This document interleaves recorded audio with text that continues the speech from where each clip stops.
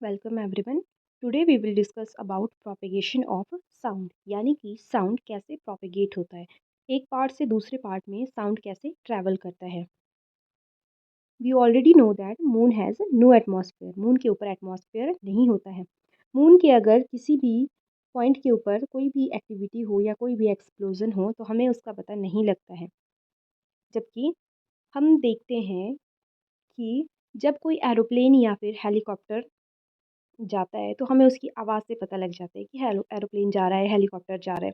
Even हमें वो दिखाई ना भी दे तब भी हमें पता लग जाता है कि एरोप्लेन जा रहा है, हेलीकॉप्टर जा रहा है। मतलब कुछ भी जा रहा है, आवाज़ से पता लग जाता है। ऐसा क्यों होता है? क्योंकि अर्थ के ऊपर एटमॉस्फेयर होता है। Earth's atmosphere extend to a height of near by 200 kilometre above its surface. और आउटर स्पेस में बहुत सारे ऐसे एक्सप्लोजन्स होते हैं, नॉइसेस होती हैं जिनका हमें पता नहीं लगता है। अर्थ के एटमॉस्फेयर में जितनी भी एक्टिविटीज़ होती हैं, जैसे एरोप्लेन जा रहे हैं तो उनका हमें पता लगता है। हमें आवाज़ से पता लग जाता है कि एरोप्लेन जा रहा है। पर अर्थ के एटमॉस्फेयर के बाहर या आउटर स्पेस में जितनी भी एक्टिविटीज़ होती हैं हमें उनका पता नहीं लगता है, क्योंकि बाहर एटमॉस्फेयर नहीं होता है। तो यहाँ से क्या प्रूव होता है कि साउंड के ट्रैवल के लिए एक मीडियम का होना ज़रूरी है। अब मून के ऊपर कुछ भी हो रहा है, हमें उसका पता नहीं लगता है, हमें आवाज़ नहीं सुनाई देती है। अगर हम मून के किसी एक पॉइंट पे खड़े हो जाएँ और दूसरे पॉइंट पे कोई एक्टिविटी हो रही है, हमें तब भी उसका पता नहीं लगेगा, क्योंकि मून के ऊपर एटमॉस्फेयर नहीं होगा और साउंड को ट्रैवल होने के लिए एटमॉस्फेयर की या मीडियम की ज़रूरत होती है। So it is clear that sound needs a medium for its propagation. Sound को प्रोपेगेट होने के लिए, साउंड के प्रोपेगेशन के लिए मीडियम की ज़रूरत होती है। और साउंड जो है वो वैक्यूम में प्रोपेगेट नहीं कर सकता। वैक्यूम का मतलब होता है जहाँ पर कुछ भी नहीं होता, no air, no dust particles, nothing. Vacuum में कुछ भी नहीं होता है, बिल्कुल खाली जिसको हम बोलते हैं। साउंड सिर्फ गैसेस, लिक्विड और सॉलिड्स में ही ट्रैवल कर सकता है। अगर हम एक खाली जार लें, उसके ऊपर एक कॉर्क लगा दें और उसमें एक बेल लटका दें और उसके नीचे वाले पार्ट में एक पाइप लगा दें और उसमें एयर फिल कर दें।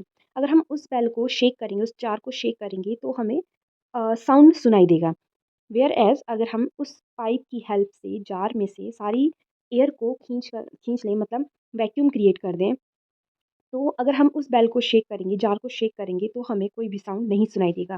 फर्स्ट केस में जहाँ पर हमने एयर फिल करी थी, वहाँ पर एयर ने एक मीडियम बना दिया साउंड को ट्रैवल होने के लिए। फर्स्ट केस में air will act as a medium for the propagation of sound, whereas in second case जहाँ पर हमने वैक्यूम क्रिएट किया, सारी एयर को बाहर खींच लिया, तो यहाँ पर साउंड को प्रोपेगेट होने के लिए कोई मीडियम नहीं होगा, तो हमें साउंड नहीं सुनाई देगा। From this activity, it is clear that sound can also travel through air and air act as a medium for propagation of sound. अब क्या साउंड वाटर में ट्रैवल कर सकता है? इसके लिए एक बड़ा सा टब लेंगे। अगर हम 2 स्टोन लें, 2 पत्थर लें, उनको स्ट्राइक करें नॉर्मली तो हमें उनका साउंड सुनाई देगा। पर अगर हम उन्हीं 2 पत्थरों को पानी के अंदर स्ट्राइक करें और टब की जो सरफेस होती है, उसके ऊपर कान लगा के सुनें तो हमें उन वो जो स्ट्राइक करें हम पत्थर को, उनका साउंड हमें सुनाई देगा। तो यहाँ से क्लियर है कि ये जो साउंड को स्टोन को हम स्ट्राइक कर रहे हैं, उससे जो साउंड प्रोड्यूस हो रहा है, वो प्रोपेगेट हो रहा है through water. So water acts as a medium for propagation of sound. यहाँ पर वाटर मीडियम एक्ट कर रहा है प्रोपेगेशन ऑफ साउंड के लिए। अब क्या साउंड सॉलिड में भी ट्रैवल करता है? Sound can also travel through solid. Sound solid में कैसे ट्रैवल करता है? फॉर एग्जांपल अगर हम एक लॉन्ग सी रॉड लें, लोहे की, आयरन की, और उसके एक एंड पे स्ट्राइक करें तो हमें दूसरे एंड पे भी उसका साउंड सुनाई देगा। अगर हम उसको धीरे से भी स्ट्राइक करें तो भी हमें दूसरे एंड पे उसका साउंड सुनाई देगा, क्योंकि साउंड सॉलिड में सबसे ज़्यादा ट्रैवल करता है। जो प्रोपेगेशन ऑफ साउंड होता है वो सॉलिड में सबसे ज़्यादा होता है, then liquid and then gases. और वैक्यूम में साउंड ट्रैवल नहीं करता है, साउंड प्रोपेगेशन नहीं होता है। Speed of sound through air is about 330 metre per second. Sound की स्पीड एयर में 330 मीटर पर सेकेंड होती है और वाटर में इसकी स्पीड हो जाती है near about 1500 metre per second. Does propagate much faster through liquid as compared to gases. Propagation of sound liquids में ज़्यादा होता है as compare to gases. Gases में यानी कि एयर में गैसेस होती हैं, तो एयर में साउंड की स्पीड है 330 metre per second, whereas in liquid और वाटर इसकी स्पीड हो जाती है 1500 मीटर पर सेकंड। अब वो लोग जो रेलवे ट्रैक के नज़दीक रहते हैं, उनको पहले से ही पता लग जाता है कि ट्रेन आ रही है या आने वाली है। ऐसा क्यों होता है? अब ट्रेन कहाँ पर आती है? रेलवे ट्रैक पे, और जो रेलवे ट्रैक होता है वो बना होता है सॉलिड। अब साउंड जो है वो सॉलिड में सबसे फास्ट ट्रैवल करता है। अगर ट्रेन बहुत दूर भी है, तब भी उनको पता लग जाता है कि रेलवे ट्रैक की ट्रेन आ रही है या आने वाली है। The reason behind this is sound travels faster in solid than air. अब बारिश आने से पहले क्या होता है? लाइटनिंग होती है और थंडरिंग की आवाज़ आती है। तो सबसे पहले लाइटनिंग होती है या थंडरिंग होती है? ऑब्वियसली लाइट हमें पहले दिखाई देती है, उसके बाद हमें थंडरिंग की आवाज़ सुनाई देती है। ऐसा क्यों होता है? The reason behind this is that light propagates faster than sound. Light sound से जल्दी प्रोपेगेट होता है, लाइट जल्दी ट्रैवल करती है as compare to sound. Early stages में लोगों को लगता था कि थंडरिंग बाद में होती है और लाइटनिंग पहले होती है, बट ऐसा नहीं है। जो थंडरिंग और लाइटनिंग दोनों सेम टाइम पे होते हैं।